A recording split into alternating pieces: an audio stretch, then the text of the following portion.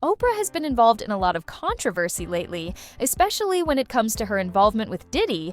But did you know that she apparently lied about her upbringing to gain sympathy? You see, Kitty Kelly wrote a biography about Oprah in 2010 and dropped some major bombshells there.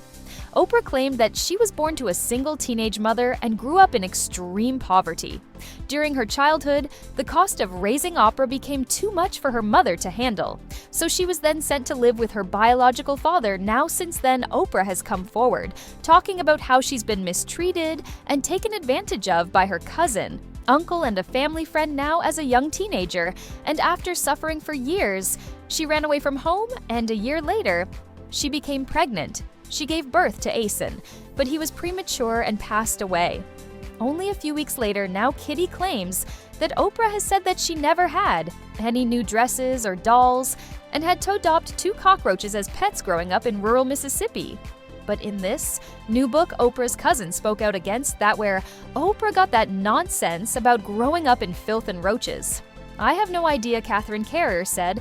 "I've confronted her and asked, 'Why do you tell such lies?' And Oprah told me that's what people want to hear. The truth is boring." Now, later in the book, Kitty claimed that Oprah still does not know the true identity of her father. Now, Catherine told Kitty who he is on the conditions she not publish the information until Oprah's mother came clean to her daughter, and you'll know when that happens, because Oprah will probably have a show on finding her real father. She said, and as I said, the girl waste. Nothing Vernon Winfrey, the man who raised Oprah, was also frustrated with the way she had played fast and loose. With the truth, she may be admired by the world, but I know the truth. He says, so does God and so does Oprah. 2 of us remain ashamed now. In the book, one of her employees spoke out about their experience working for her and said, "I thought I'd be working for the warm and fuzzy person I saw on television." A former employee at her Harpo production company said, "But God, I was conned. It's a cult at Harpo, so oppressive, it's frightening." Now, this isn't the only employee who's spoken out, though.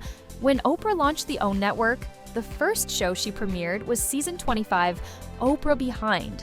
The scenes in that episode shasked women who worked for her to speak about their experiences, and they did not hold back. A large portion of the women that worked for Oprah had their own families, and they spoke about how they had to make certain sacrifices in their personal lives for the success of the show. Now they talked about the challenges they faced as working moms, and one of them was quoted as saying, "I had to be okay with making sacrifices for work. I hope I inspire that passion in my children." Now, this was just reaffirmed by Libby Moore, who spent 11 years working as Oprah's chief of staff.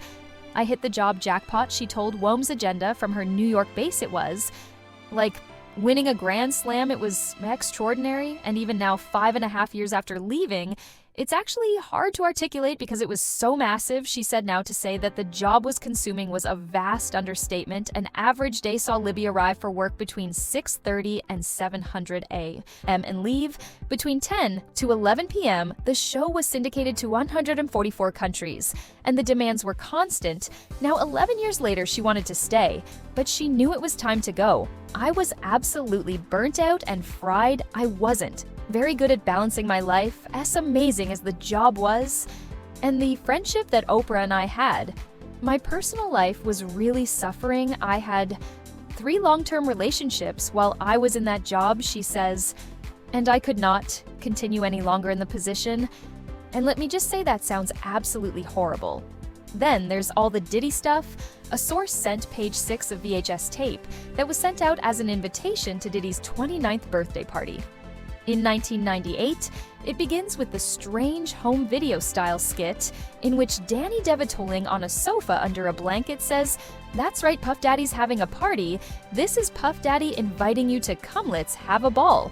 Then in the video, a group of celebs take turns reading from a script, detailing the date and time, and exactly how fabulous and expensive the party will be. And then they read an address to RSVP to. They then said that the venue would be revealed later. Now, the group of celebrities in this includes Oprah, Alina, Generous, Chris Rock, Mariah, Carrie, Will Smith, and Joan Rivers, just to name a few. Now, it's also been said that this whole video is 6 minutes long, but just over a minute of it was posted. Now what happens in the other 5 minutes of it? No one really knows. People who have seen this, though, claim that the celebs involved in the tape should be looked at as potential axes in Diddy's case. As they appear to be good friends with him and have close ties, one person commented, "I think it's foul that not one person was staying away from him," and then supposedly they knew no one was saying a word. Didn't he have some kind of big 4th of July party that anyone who was anyone would be at every year? Those people should be just as guilty, accomplice, while another person said, "It's crazy anyone I see here is suspect to me now." All those people in the video appear to be his really good friends, and how interesting is it that Oprah was a part of it? Now, this isn't the only brush the two have had together, as in 2006 he made an appearance on The Oprah Show, and Oprah tried to get to the bottom of his stage names, why he changed them, and what they meant. I mean, he's had so many names including Puff Daddy, Puffy P, Diddy, Brother Love, and Love No. It's honestly very confusing for everyone. But when Oprah asked him about it, he decided he was not going to give up that information and keep it to himself. He said, "It's a nickname somebody gave me. I've never told anyone that. I know you get people to tell you everything, Oprah, but I can't look you in the eye and explain that one." He then shoved the question aside and said, "It's just a silly name," and it was made pretty clear here that he didn't want to share the deeper meaning and the significance of his stage name. Now, what's strange is that Oprah did not probe him anymore and just accepted that she wouldn't get an answer. Diddy then said, "I'll answer every other question except that one." Now, this is just strange in general and just so weird. Now, so far, Oprah has stayed quiet about Diddy and the allegations against him. I mean, Diddy is in jail right now waiting for his trial that is set for May 5th, 2025. But as time goes on, more and more celebrities are being connected to the music mogul and being exposed. I mean, just a couple weeks ago, Jay-Z was the first big-name celebrity who was named in a lawsuit with Diddy for committing unimaginable crimes.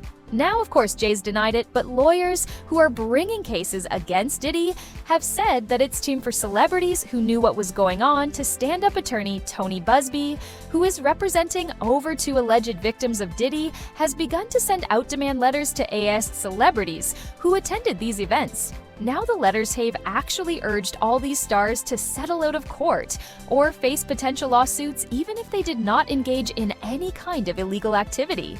Tony has put forward an argument that their silence and inaction during these events make them complicit, while stating that those who witnessed wrongdoing but did not intervene share the same level of liability as the perpetrators. Now, in a recent appearance on TMZ, Tony emphasized on the fact that the demand letters are a standard practice to outline the situation and encourage dialogue. But at the same time, he's fully prepared to escalate to lawsuits if that becomes necessary.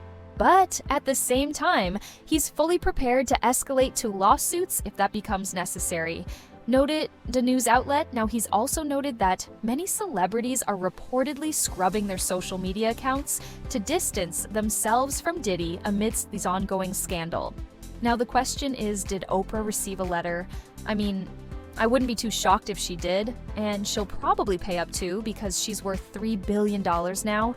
Well, that's all for our video today. Now, what do you think about this whole Oprah situation? Let's know your thoughts in the comments down below, and don't forget to like and subscribe to our channel. I'm your host, Blake, and we'll see you next time. Peace.